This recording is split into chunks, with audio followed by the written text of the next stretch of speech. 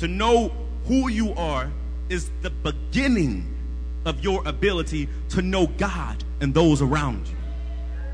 For we are beings created in the image of God, so that each of us represents a creation. We cannot let the evils of the oppressive system dictate our ability to see the God in other people. Let's not be like the newly freed slaves, so unimaginative that we just moved into the master's house. Let us be truly free and think beyond the system of oppression and towards the connection of humanity. So that's why I say go read a book.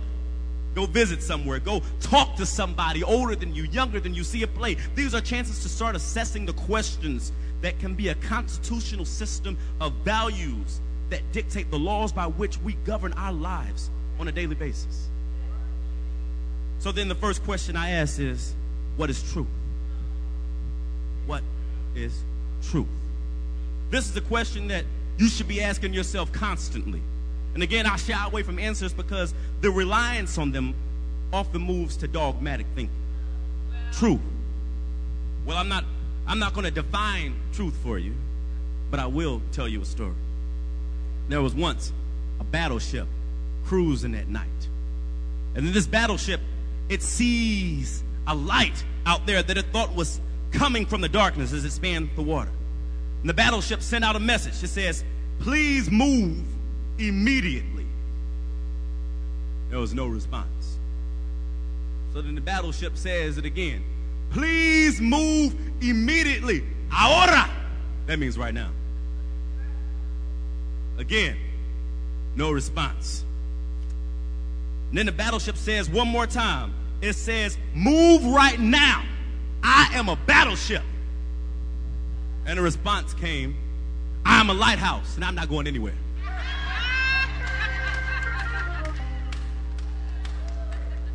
We see in this story that the battleship is operating on a type of truth in terms of what it is. However, the truth about it, what it can do or what it cannot do, changed once it was faced with another truth, more permanent, more eternal than it was. This is all to say that there are different truths, and we've been talking about this in our young adult Bible study with Carter and Bayou. The Bible is a great example of different types of truth: historical truths, moral truths, geographical truths, mythological truths, relational truths, and the list goes on and on. What we see in the Bible is not just a book of definitive answers. Instead, it is a way of assessing a process of understanding truth. We look at the Bible, we look at the life of Jesus, and we say, aha, here is a model of how I should live. And we say, based on what I see in the world, as ever-changing it may be, this is how I should approach it. Because this is how Jesus approached questions of truth. This idea of truth being different at different times was one of the main reasons behind Jesus' conflict with the religious elite. They would say, it's the truth that you must not do anything on the Sabbath. And Jesus would respond, is it right to heal or not? Is it good to do justice or not? He was looking for truth. What's the spirit of the laws? And he was trying to get them to search for that instead of just maintaining laws that were contrary to their situation. A man was sick. What is truer? The laws that say don't do anything or the laws that say do good? These are questions you'll have to pursue throughout your life. What is actually true? What is farce and what is not? What is true specific to your condition and what is true universally? What is true to your generation and what is true to the next? What are the holdovers?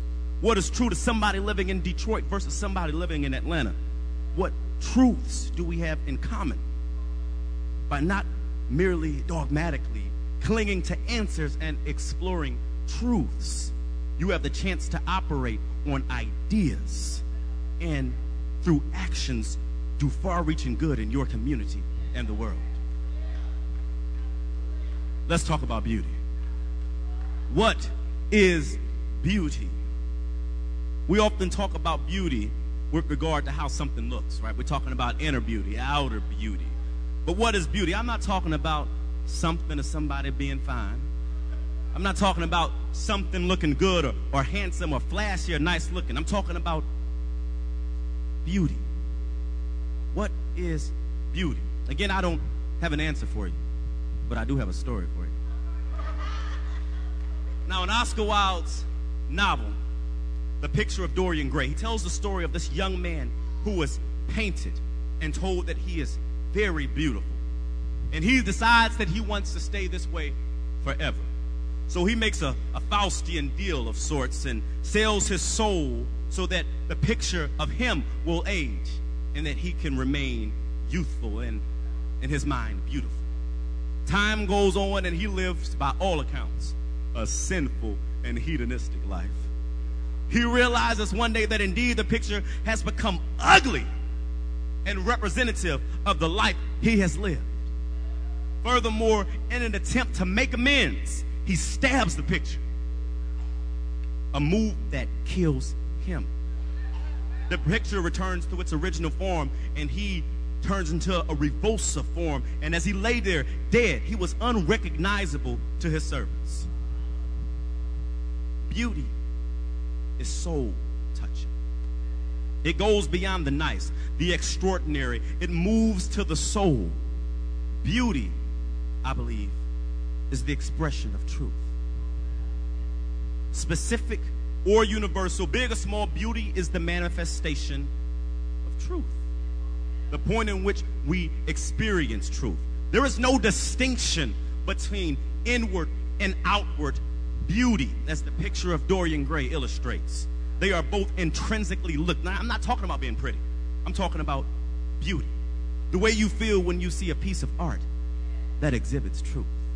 The way you feel when you hear the lyrics of the song that just make you say, because it resounds with you in such a way. The search for truth, the search for beauty are important because they help us find ourselves, to find who we are, to find the God in us. The search for life, the search for beauty and truth, or the search on the striving for life, the search for improvement, the striving toward the ideal, the pursuance of an ideal in order that we might know what true north is. Truth helps us find love. Beauty helps us find love. They help us find empathy. They help us find the connection with the creative energy that binds us all. The search for truth and the search for beauty requires living in love. Search for truth and search for beauty and you will find love. You'll find yourself. You just might find God.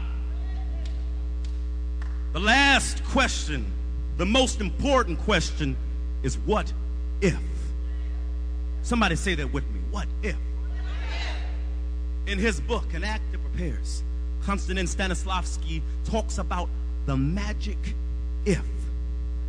In order to break out of his own existence and experiences and connect with the character emotionally, Stanislavski says that the actor could ask, what if?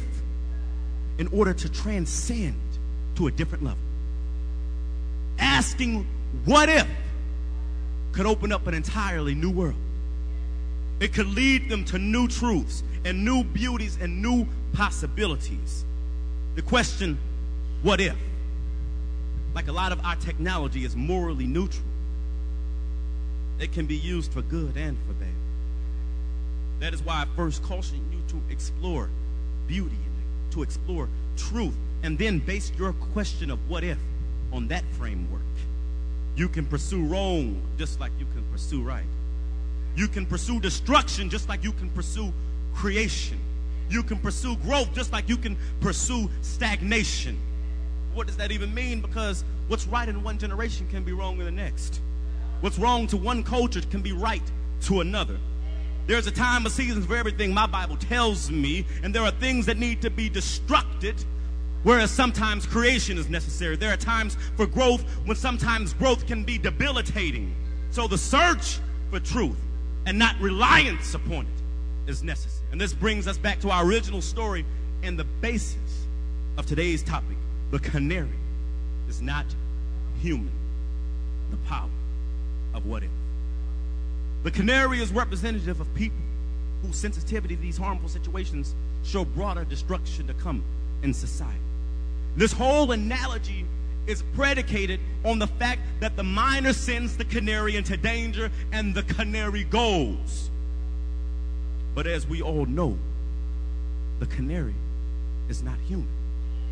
Humans don't have to go. We have the power to say, what if?